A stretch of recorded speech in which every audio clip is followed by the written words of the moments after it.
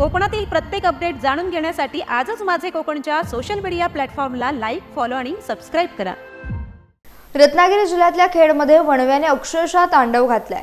खेड तालुक्यातील खोपी जाबलेवाडी या सह्याद्रीच्या कुशीत अत्यंत दुर्गम ठिकाणी धनगर समाजाची वस्ती आहे आणि त्या ठिकाणी डोंगरातून पेटत येणाऱ्या वणव्यामुळे तब्बल 4 घरांना आग लागून संपूर्ण घरदार जळून खाक झालाय।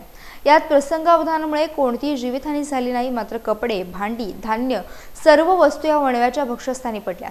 या काल संध्याकाळी उशिरा लागली, मात्र हे ठिकाण अत्यंत दुर्गम असल्यामुळे तसेच फोनला नेटवर्क देखील नसल्यामुळे वेळेला कोणतीही मदत होऊ शकली नाही। वणव्यात 4 घरे जळाल्यामुळे या गावातील धनगर समाजाची 4 कुटुंब आता बेघर झाली आहेत।